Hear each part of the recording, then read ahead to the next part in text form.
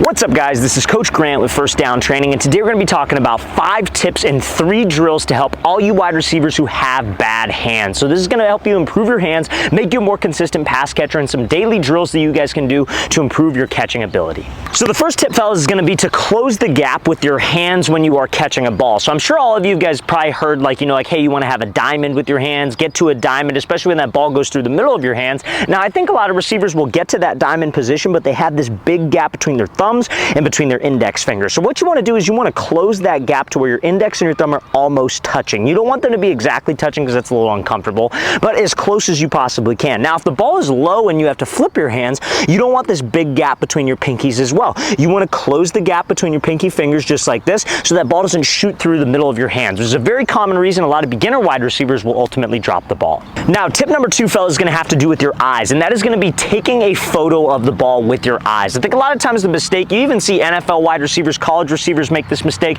Ball will be thrown to them and they'll watch it in right at the catch point, but as soon as it hits their hands, it's almost like the ball's like halfway in their vision, halfway out, and they're maybe looking at the ground, looking at a defender, trying to turn upfield and score, and that's ultimately what causes them to drop the ball. I'd say probably 95% of drop passes are all from that exact point. So something I tell my receivers to get them out of that mode and to focus on looking the ball all the way in is take a photo of the ball with your eyes. Pretend your eyes are a camera, ball is thrown to you, and you want to take a snapshot photo of the ball. The only thing in your eyesight should be the football. More specifically, like the point of the football, you could focus on the white stripe, whatever. We're going to talk about some drills that can help with that a little bit later, but just take a photo of the ball. Only thing in your line of vision for a split second is the football, and that will make you a way more consistent pass catcher. Now, fellas, if you're a quarterback or wide receiver watching this video and you would like to train with myself and my staff of coaches this offseason, we're going to be traveling out to 15 different cities across the entire country for 2-day-long QB and wide receiver training camps. So guys, go to that very first link in the description below of this video. That's where you can sign up and get your spot. All of these camps, guys, will sell out probably 2 months in advance because we limit spots so you can work with each athlete individually. It's not one of those camps where it's like, let's go as fast as we can, get as many reps as we can. We slow it down. If you make a mistake, we explain what you did wrong and teach you how to correct it. And we can't do that if we have 1 million people there. So guys, make sure you take advantage of the fact that we have open spots. So again, very first link in that description below. We'll be coming out to San Francisco, California, Orlando, Florida, Phoenix, Arizona, Columbia, South Carolina, Seattle, Washington. Then we'll be coming out to Oklahoma City, Oklahoma, Nashville, Tennessee, Milwaukee, Wisconsin, Austin, Texas, Atlanta, Georgia, Denver, Colorado, Columbus, Ohio, Boston, Massachusetts, Salt Lake City, Utah, and finishing it off in Los Angeles, California. So guys, you want some information? Very first link in that description below. Hope we can see you there. Now, this next tip, fellas, is going to help you catch the ball over the middle, and that's having something called late hands. So a lot of receivers, when they're going over the middle, a DB will easily be able to make a play and knock the ball out because they're showing their hands too early. Now, a lot of people, a lot of receiver coaches will give receivers kind of like bad advice when it comes to catching over the middle, like, oh, go to the ball, meet the ball halfway. And I think, like back in my early days of coaching receivers, I would give that type of advice, but my kind of philosophy has evolved over time where if you're going over the middle, you want your hands to be late, right? That's why you see so many NFL receivers body catch, because you got some freaking killers at the safety position, linebacker position who are trying to hit them. So the earlier you show your hands, more likely if you get popped, the ball's going to come out. And we're going to talk about that later in this video. But you want to show your hands late, especially if you have a DB who's right on your back. He's chasing you. He's not necessarily playing the ball. He's playing us more often than not if it's man coverage. So if that ball's thrown to us, I want to catch it right by my chest. I don't want to catch it on my chest. I'm not going to teach you to body catch, but I don't want you to show, because when you're here, it's a longer process to bring to the tuck, and that lets that DB know exactly where to play the ball. Same thing on a deep ball, you guys. If you got a DB who's on your hip, ball's thrown over the top, you don't want to catch the ball like above your head because you got to be here all the way down to the tuck. Letting the DB know exactly where to punch that thing out and make a play. So be late with your hands, catch it right at that chest level. Over the shoulder, same thing, chest level. Show your hands late and trust your eyes, take that photo, and you'll be more consistent.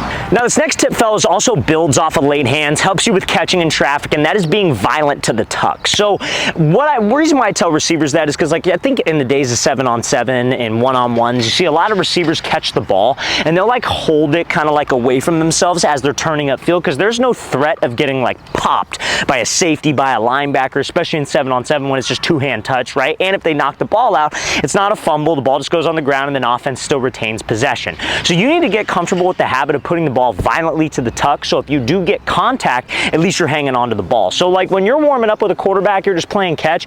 Every time he throws you the ball, you should be catch as quickly as you can to the tuck. Your eyes need to follow it to the tuck, and we're going to give you a drill to help with that in a little bit in this video. But you need to be violent to the tuck because the longer you hold the ball away from yourself. If you get contact balls coming out, DB could come from behind you and strip the ball. So you catch that ball over the middle with late hands, be violent to the tuck. Jump ball, bring it violent to the tuck. Every single time you tuck the ball, it should not be a slow process, and you don't want to hold this ball away from yourself at all. Violently to the tuck so we can secure it and catch through contact. Now fellas, this will be the last tip, and then we're going to get to some drills that you guys can do to help improve your hands. But this is going to be for a deep ball. So obviously, you know, we talked about catching just regular passes, catches in traffic, over the middle. Talked briefly about a deep ball being late with your hands, but something that a lot of receivers struggle with is leaning with a deep ball. So let's say I'm a receiver on the left side, my quarterback's over here to the right, he throws a fade ball and it's over the shoulder, right? So a lot of receivers, reason why they'll drop the ball is this ball will cross their face and they try to catch it over here. Problem with that is that it's harder to look that ball in and track this ball when it's like this awkward type catch. So what you want to do if that quarterback throws it over your outside shoulder, take the shoulder closest to the sideline, and all you're going to do is just dip it down. So when you're running and you dip down, it's going to lean your body with the football, and you can catch this ball in front of your face, even with your chest, and that'll make you more consistent on deep passes, okay? So now, fellas, we're going to get into 3 drills that can help you guys improve your hands. Now, this first drill, fellas, is a pretty simple drill for you guys to get down, and this is going to work on your guys' eyes, looking the football in and looking it into the tuck. Now, one thing I want to make clear about this whole process is that this is a drill.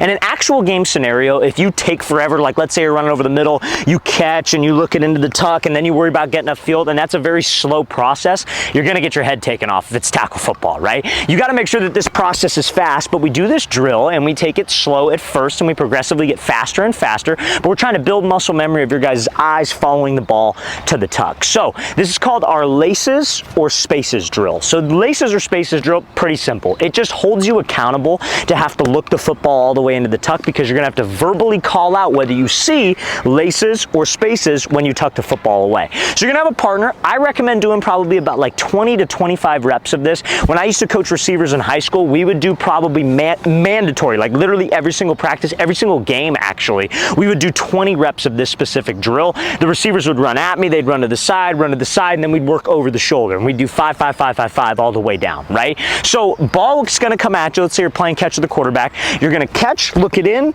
and you got to verbally call out. If you see this, laces. If you don't see this, you call out spaces. So it's just a great way to hold you accountable to looking the football all the way in by verbally calling it out. So that's the first drill that could help you improve your hands. Let's get into the next 2. Now this next drill, fellas, is going to be our numbered football drill. So if you could barely see it on this football right here, but you see how there's numbers on the point of the football here? So you got 1, 2, 3, and 4. You don't necessarily have to do 4 different numbers. If you label all the points on one side of the football like 1, 1, 1, 1, then on the other side you label it 2, 2, 2, 2. That's probably a little bit better for you. Reason why is because it's just easier to look at. I feel like when it's 4 different numbers, receivers tend to cheat the drill a little bit. You don't necessarily know which one they're looking at from a quarterback or a coach perspective when you're throwing this, but this drill forces us to have to look the ball in at the catch point and take that photo. So this helps us with the second tip we discussed in this video, taking a photo of the ball with your eyes. So you have a quarterback, all he's going to do is he's going to check the end of the football before he throws it. So like let's say this is the number 2 end, let's say this is the number 1 end. So he knows when he throws it, if you call out number 2, you're cheating the drill and you're not actually looking it in, you're guessing. But if you call out number 1, you know he did it right? So you're going to throw the ball hits your hands, you have to verbally call out whether you see 2 or whether you see 1. And that's just an easy way to work on looking that football in and taking that photo, because again, it's just a hand-eye coordination drill. So I would say the 2 most important things to help receivers improve their hands is working on hand-eye coordination, obviously reps with the quarterback, and then also grip strength. So grip strength is something that can help receivers improve tremendously, and that's what this next drill is going to cover. So this next drill, fellas, is going to be something called a plate flip. So you need like a weighted plate that would go on the end of a barbell. This is a 15-pound plate. I recommend like anywhere from 10 to 15 pounds. That's probably fine, but this is going to work on your grip strength. So how does grip strength help a receiver, right? So like if you're going up for a jump ball, catching traffic, you got to go up with a strong grip, and it helps you also with like a bullet pass. Quarterback throws the ball hard. If you have weak hands or a weak grip, it's harder for you to be more consistent with your pass catching. So this is called a plate flip, like I said. It's exactly how it sounds. I want you to do about 15 reps of this on each hand. All you're going to do is flip the plate end over end, and I'll show you how it should look in a second, and catch it in your fingers. So this improves your grip strength and your hand strength overall. So all you're going to do, make sure when you do this, guys, you don't flip it over your feet, because that's a good way to probably break your foot if it's heavy enough, but also it's going to hurt real bad. So you want to make sure that your feet are backed up a little bit, you're leaning forward, you flip the plate end over end, and you catch. That would be 1 rep. Flip it again, that would be 2 reps. So I recommend 10 to 15 pounds, 15 reps on each hand, but this is a great drill to improve your grip strength if you don't want to do maybe like fingertip push-ups or any other type of grip strength exercise.